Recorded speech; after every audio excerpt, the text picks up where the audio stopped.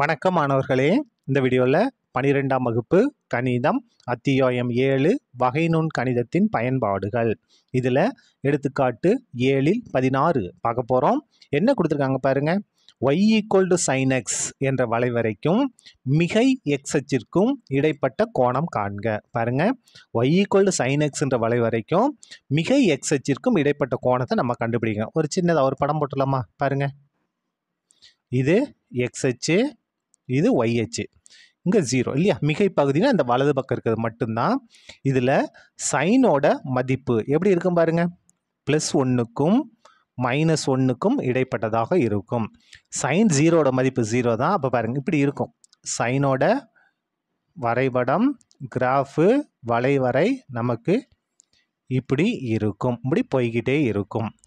இப்போ பாருங்க, இந்த இடத்துல 1 அதிகபட்ச மதிப்பு 1 எப்போ π/2 90 டிகிரியில். அப்போ இந்த இடத்துல π 1 π, இந்த இடத்துல வந்தோம்னா 2 π, இந்த இடத்துல வந்தோம்னா 3 π, இங்கே வந்தோம்னா 4 π. இந்த இடத்துல எல்லாமே சைனோட மதிப்பு என்னவாக இருக்கும்? 0வாக இருக்கும். நம்ம என்ன கண்டுபிடிக்கணும்? இது சைனோட வளைவரை, எக்ஸ் அச்சோட மிகை பகுதி. இந்த இடத்துல உண்டாகக்கூடிய கோணங்களை நம்ம கண்டுபிடிக்கணும். இந்த இடத்துல இருக்கு இல்லையா? இந்த இடத்துல உண்டாகக்கூடிய கோணங்களை நம்ம கண்டுபிடிக்கலாமா? அப்போ பாருங்க, முதல்ல இதோட சாய்வை கண்டுபிடிப்போம். அதற்கடுத்து இதோட சாய்வை கண்டுபிடிப்போம். எப்பயும் போல் நம்ம ஸ்டார்ட் பண்ணலாம். பாருங்க, y = sin x-இன் சாய்வு கண்டுபிடிக்கலாமா? சாய்வுல என்ன செஞ்ச வேண்டியதான்? ஒரு தடவை நம்ம வகையிடணும். m1 எடுத்துக்கலாமா? m1 எடுத்துக்கிட்டு இதை வகையிட போகிறோம். அப்போ என்னது? dy/dx = y-ஐ எக்ஸை பொறுத்து வகையிடுறோம், dy/dx. sin x-ஐ நம்ம எக்ஸை பொறுத்து வகையிடுறோம். என்ன வரும்? cos x. இதுதான் sin x-ஓட சாய்வு. ஆனால் ஒரு குறிப்பிட்ட புள்ளியில் நமக்கு சாய்வு வேணும் இல்லையா? அப்போ எந்த புள்ளியில் பாருங்க, இந்த இடத்துல தான் நமக்கு கோணம் கண்டுபிடிக்கணும். அப்போ இந்த இடத்துல புள்ளியை நம்ம கண்டுபிடிச்சாகணும். பாருங்க, π, இந்த இடத்துல π. அப்போ πன்னா என்ன அர்த்தம்? எக்ஸோட மதிப்பு π, ஒய்யோட மதிப்பு 0. அதே இங்கே வாங்க, எக்ஸோட மதிப்பு 2 π, ஒய்யோட மதிப்பு 0. இங்கே வாங்க, எக்ஸோட மதிப்பு 3 π, ஒய்யோட மதிப்பு 0. இங்கே வந்தோம்னா எக்ஸோட மதிப்பு 4 π, 0. அப்போது நம்ம புள்ளி எந்த புள்ளியை எடுக்கிறது? இந்த புள்ளி 0,0 எடுக்கவா, இல்லை π,0 எடுக்கவா, 2 π,0 எடுக்கவா, 3 π,0 எடுக்கவா, 4 எடுக்கவா? எதை எடுக்கிறது தெரியலை. அப்போ என்ன செஞ்ச வேண்டியதான்? n π,0 எடுத்துக்கலாமா? பாருங்க, 1 தானே ஸ்டார்ட் ஆகி போயிட்டு இருக்கு. அப்போ n π நம்ம எடுத்துக்கலாம். அப்போது n π,0வில் என்ன கண்டுபிடிக்க போகிறோம்? m1 கண்டுபிடிக்க போகிறோம். இது வந்து x, இது வந்து y. அப்போ இங்கே என்ன இருக்குது?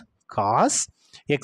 எக்ஸுக்கு பதிலாக n π, எக்ஸுக்கு பதிலாக n π. இப்போ பாருங்க, m1 = cos n π. cos n πனா அதுக்கு ஃபார்முலா என்னென்னா, நம்ம 11ஆம் வகுப்பில் படிச்சிருப்போம். -1 அடுக்கு n. cos n πனா என்னது?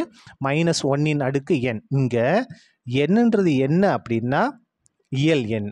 நம்ம m1 நம்ம கண்டுபிடிச்சிட்டோம். அதாவது sin x-ஓட சாய்வை நம்ம கண்டுபிடிச்சிட்டோம்.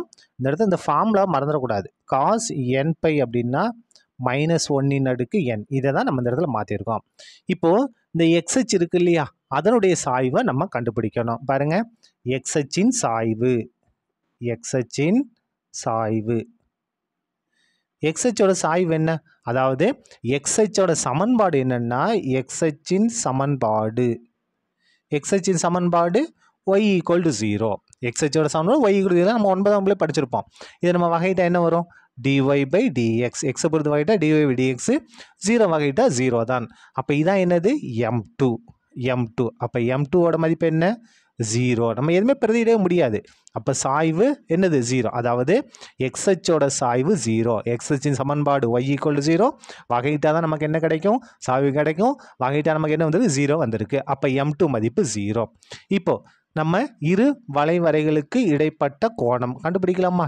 tan θ = modulus of m1 - m2 /1 + m1 × m2. சரியா? Is equal to m1.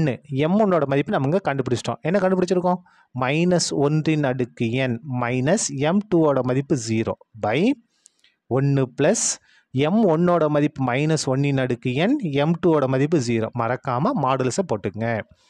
Equal to இந்த இடத்துல பாருங்க என்ன ஆகும், -1லேருந்து 0 கழிச்சா -1 அடுக்கு n பை இந்த இடத்துல பாருங்க 1 -1 அடுக்கு n 0 பாருங்க 0 தான் ப்ளஸ் 0.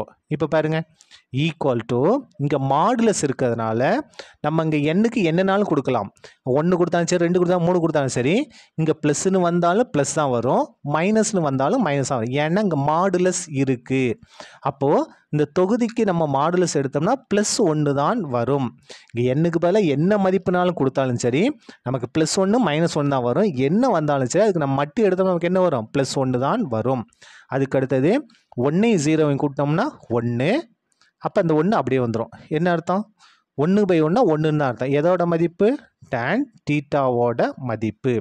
அப்போ டேனில் 1 எங்கே வரும், 45 டிகிரி வருமா. அப்போ tan 45 டிகிரினா π/4. விகிதங்கள் சமமாக இருக்குது, கோணங்கள் சமம். அப்போ தீட்டா ஈக்குவல் டு π/4. இதான் என்னது நமக்கு தேவையான கோணம். அதாவது y = sin xக்கும் x அச்சின் மிகை பகுதிக்கும் இடைப்பட்ட கோணம். அவ்வளோதான், இந்த கணக்கு முடிந்தது. நன்றி.